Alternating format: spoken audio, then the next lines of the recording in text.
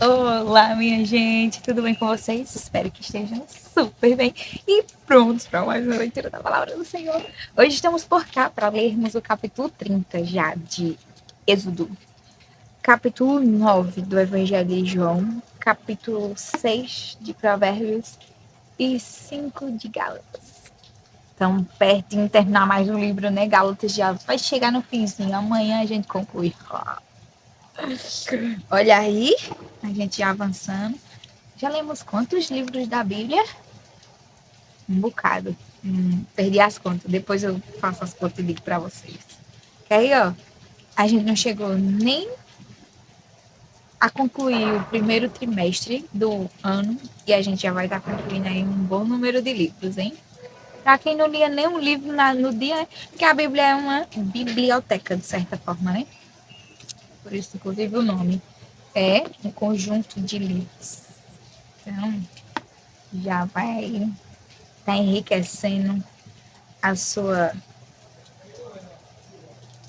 o seu conhecimento. Está aberto, capítulo 30 do livro de Êxodo. Vamos orar, começar com o Senhor.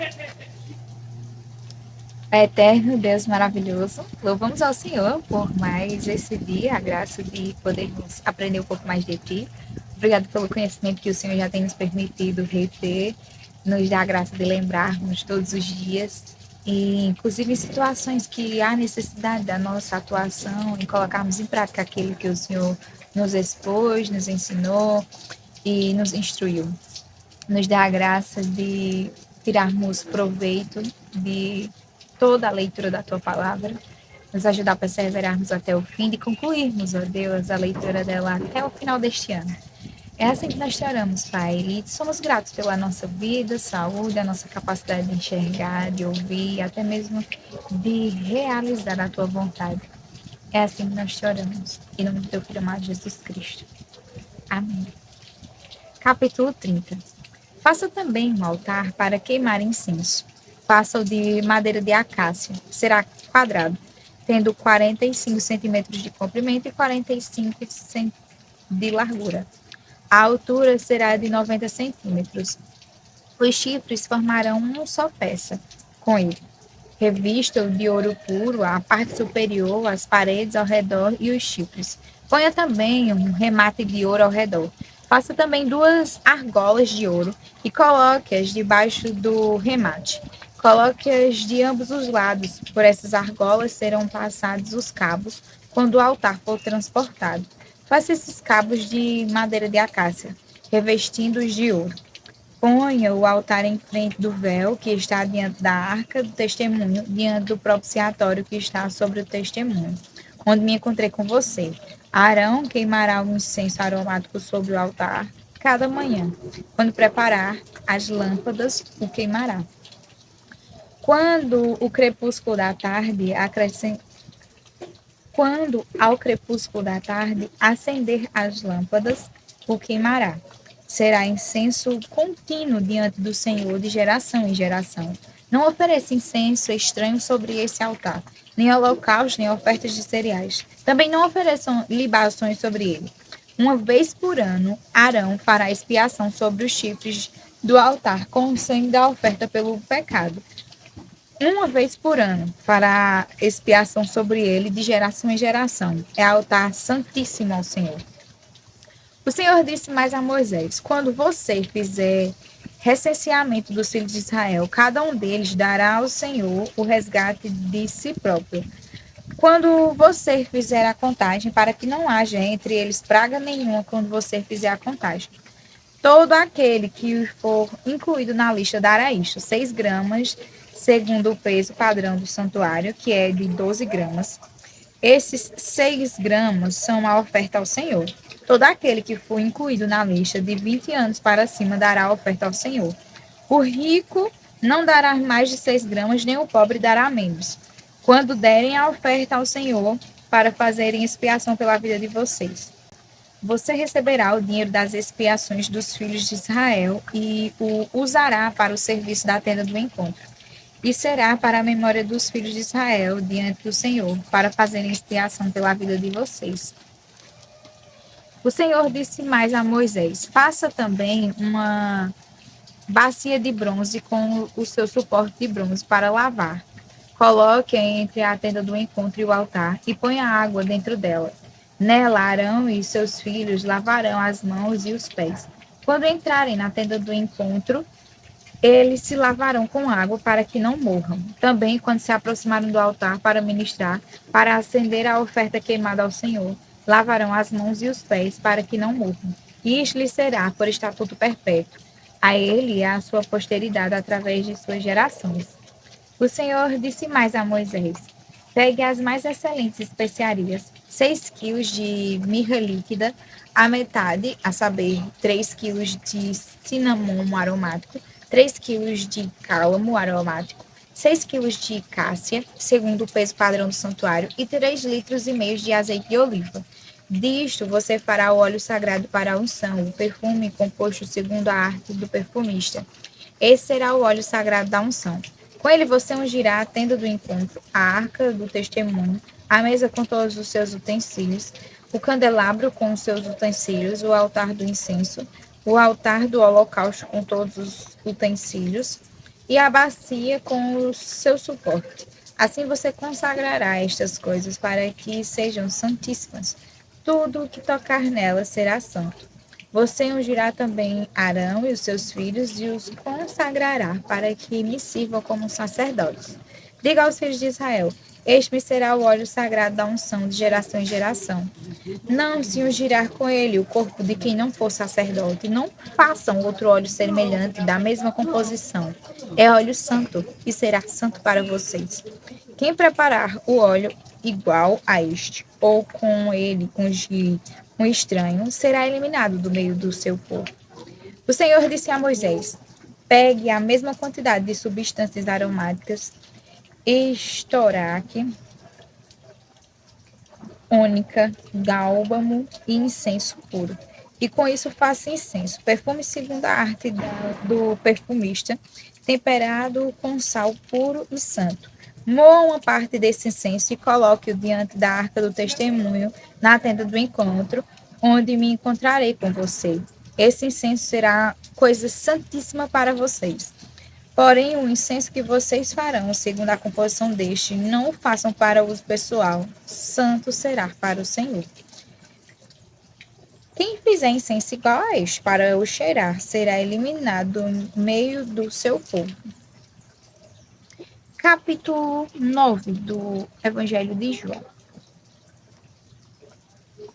Enquanto Jesus caminhava, viu um homem cego de nascença, e os seus discípulos perguntaram: Mestre, quem pecou para que este homem nascesse cego, ele ou os pais dele? Jesus respondeu: Nem ele pecou, nem os pais dele, mas isso aconteceu para que nele se manifestem as obras de Deus. É necessário que façamos as obras daquele que me enviou enquanto é dia. A noite vem, quando ninguém pode trabalhar. Enquanto estou no mundo, sou a luz do mundo. Depois de dizer isso, Jesus cuspiu na terra, fez lama com a saliva e com a lama untou os olhos do cego. Então disse ao cego: vá lavar-se no tanque de Siloé. Siloé quer dizer enviado. O cego foi, lavou-se e voltou vendo. Então os vizinhos e os que antes o conheciam de vista como um mendigo perguntavam: não é este o que ficava sentado pedindo esmolas? Uns diziam: é ele. Outros: não, mas se parece com ele. O homem dizia: sou eu. Então lhe perguntaram como foram abertos os seus olhos. Ele respondeu: o homem chamado Jesus fez lama, passou nos meus olhos e disse: vá ao tanque de Siloé e lave-se. Então fui, lavei e me estou vendo. Eles perguntaram: onde está ele? Respondeu: não sei. Levaram os fariseus aquele que antes era cego, e era sábado, no dia que Jesus fez a lama e lhe abriu os olhos. Então os fariseus lhe perguntaram outra vez como podia ver. Ele respondeu: ele pôs lama sobre os meus olhos, lavei-me e estou vendo. Por isso alguns dos fariseus diziam: esse homem não é de Deus, porque não guarda o sábado. Mas outros diziam: como pode um homem pecador fazer sinais como estes? E houve divisão entre eles. De novo perguntaram ao cego: o que você diz a respeito dele? Uma vez que lhe abriu os olhos, ele respondeu: é um profeta. Os judeus não acreditaram que ele tinha sido cego e que agora podia ver, enquanto não chamaram os pais dele e lhe perguntaram: É este o filho de vocês, que vocês dizem que nasceu cego? Como é que agora ele está vendo? Então os pais responderam: Sabemos que este é o nosso filho e que nasceu cego, mas não sabemos como agora está vendo. E também não sabemos quem lhe abriu os olhos. Perguntem a ele, pois já tem idade e poderá falar por si mesmo. Os pais dele disseram isso porque estavam com medo dos judeus, pois estes já tinham combinado que se alguém confessasse que Jesus era o Cristo, seria expulso da sinagoga. Foi por isso que os pais deles disseram: ele já tem idade e poderá falar por si mesmo. Então chamaram pela segunda vez o homem que tinha sido cego e lhe disseram: Diga a verdade diante de Deus. Nós sabemos que este homem é pecador. Ele respondeu: Se é pecador, não sei. Uma coisa sei: eu era cego e agora vejo. Perguntaram-lhe outra vez: O que ele fez a você? Como lhe abriu os olhos? Ele respondeu: Já lhe disse, mas vocês não ouviram. Por que querem ouvir outra vez? Por acaso vocês também querem se tornar discípulos deles? Então o insultaram e lhe disseram: Discípulo dele é você. Nós somos discípulos de Moisés. Sabemos que Deus falou a Moisés, mas este nem sabemos de onde é. O homem respondeu: É estranho que vocês não saibam de onde ele é, mas ele me abriu os olhos. Sabemos que Deus não atende a pecadores, pelo contrário, se alguém teme a Deus e pratica a sua vontade, a este atende. Desde que o mundo existe, jamais se ouviu que alguém tenha aberto os olhos a um cego de nascença. Se este homem não fosse de Deus, não poderia ter feito nada. Mas eles disseram: Você nasceu cheio de pecado e quer nos ensinar? E os expulsaram. Jesus ouviu que eles tinham expulsado o homem. Ao encontrá-lo, perguntou: Você crê no Filho do Homem? Ele respondeu: Quem é, Senhor, para que eu creia nele? E Jesus lhe disse: Você já o tem visto, e é aquele que está falando com você. Então ele afirmou: Eu creio, Senhor, e o adorou. Jesus continuou: Eu vim a este mundo para juízo, a fim de que os que não veem vejam, e os que veem se tornem cegos. Alguns dos fariseus que estavam perto dele perguntaram: Por acaso também nós somos cegos? Jesus respondeu: Se vocês fossem cegos, não teriam pecado algum. Mas porque agora dizem: Nós vemos, o pecado de vocês permanece. Capítulo 5, 6 de Provérbios. Meu filho, se você ficou por fiador do seu próximo e se comprometeu com um estranho, está encerrado com as palavras da sua boca e ficou preso pelo que você falou. Agora, meu filho, faça o seguinte para se livrar. Pois você caiu nas mãos dessa pessoa. Vá, humilhe-se e importune o seu próximo. Não se deite para dormir, não dê descanso aos seus olhos, livre-se como a gazela das mãos do caçador e como a ave das mãos dos passarinheiros. Vá ter com a formiga, ó preguiçoso. Observe os caminhos dela e seja sábio. Não tendo ela chefe, nem oficial, nem comandante, no verão prepara a sua comida, no tempo da colheita ajunta o seu mantimento. Ó preguiçoso, até quando vai ficar deitado? Quando se levantará do seu sono? Um pouco de sono, um breve cochilo, braços cruzados para descansar, e a sua pobreza virá como um ladrão. A miséria atacará como um homem armado. Perverso e vil é o que anda com a iniquidade na boca. Pisca os olhos, arrasta os pés e faz sinal com os dedos. No seu coração, a perversidade está sempre planejando o mal e semeando discórdias. Por isso, a sua destruição virá repentinamente, de um momento para o outro. Ficará irremediavelmente arruinado. 6 coisas o Senhor Deus odeia e uma sétima a sua alma detesta: os olhos cheios de orgulho, língua mentirosa, mãos que derramam sangue inocente, coração que faz planos perversos, pés que se apressam a fazer o mal, testemunha falsa que profere mentiras e o que semeia discórdia entre irmãos. Meu filho, guarde o mandamento de seu pai e não abandone a instrução de sua mãe.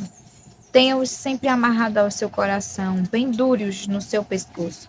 Quando você andar, essa instrução o guiará. Quando você se deitar, ela o guardará. Quando acordar, falará com você. Porque o mandamento é lâmpada e a instrução é luz.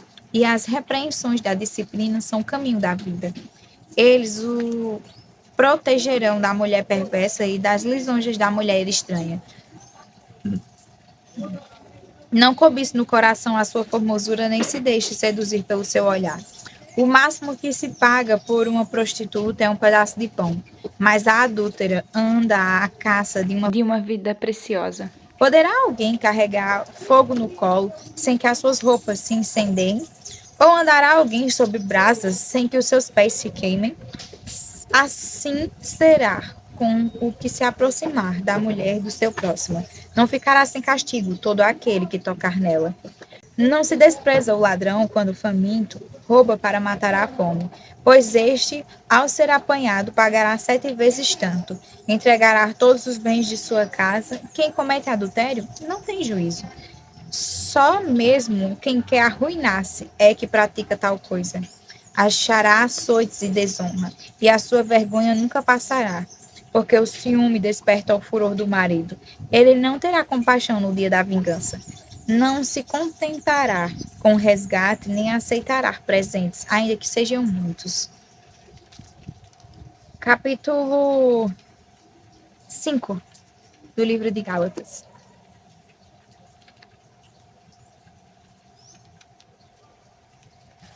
Para a liberdade foi que Cristo nos libertou. Por isso, permaneçam firmes e não se submetam de novo ao jugo da escravidão. Eu, Paulo, lhes digo que se vocês se deixarem circuncidar, Cristo não terá valor nenhum para vocês. De novo testifico a todo homem que se deixa circuncidar que o mesmo está obrigado a guardar toda a lei. Vocês que procuram justificar-se pela lei estão separados de Cristo. Vocês caíram da graça de Deus. Porque nós, pelo Espírito, guardamos a esperança da justiça que provém da fé. Porque em Cristo Jesus, nem a circuncisão, nem a incircuncisão tem valor algum, mas a fé que atua pelo amor. Vocês vinham correndo bem. Quem foi que os impediu de continuar a obedecer à verdade? Esta persuasão não vem daquele que os chamou. Um pouco de fermento leveda toda a massa. Tenham confiança no Senhor de que vocês não mudarão a sua forma de pensar. Mas aquele que está perturbando vocês, seja ele quem for, sofrerá condenação. Mas, irmãos, se ainda prego a circuncisão, por que continuo sendo perseguido? Nesse caso, estaria desfeito o escândalo da cruz. Quem dera até se mutilassem aqueles que estão perturbando vocês. Porque vocês, irmãos, foram chamados à liberdade. Mas não usem a liberdade para dar ocasião à carne. Pelo contrário, sejam servos uns dos outros pelo amor. Porque toda a lei se cumpre em um só preceito, a saber, ame o seu próximo como a você mesmo. Mas se vocês ficam mordendo e devorando uns aos outros, tenham cuidado para que não sejam mutuamente destruídos. Digo, porém, o seguinte: vivam no Espírito e vocês jamais satisfarão os desejos da carne, porque a carne luta contra o Espírito e o Espírito contra a carne, porque são opostos entre si, para que vocês não façam o que querem. Mas, se são guiados pelo Espírito, vocês não estão debaixo da lei. Ora, as obras da carne são conhecidas e são imoralidade sexual, impureza, libertinagem, idolatria, feitiçaria, inimizade, rixas, ciúmes, ira, discórdias, divisões, facções, invejas, bebedeiras, orgias e coisas semelhantes a estas. Declarar a vocês, como antes já os preveni, que os que praticam tais coisas não herdarão o reino de Deus. Mas o fruto do Espírito é amor, alegria, paz, longanimidade, benignidade, bondade, fidelidade, mansidão, domínio próprio. Contra estas coisas não há lei. E os que são de Cristo Jesus crucificam a carne com as suas paixões e os seus desejos. Se vivemos no Espírito, andemos também no Espírito. Não nos deixemos possuir de vanglória, provocando uns aos outros, tendo inveja uns dos outros. Amém. Até amanhã para mais uma leitura da palavra do Senhor. Fique com Deus.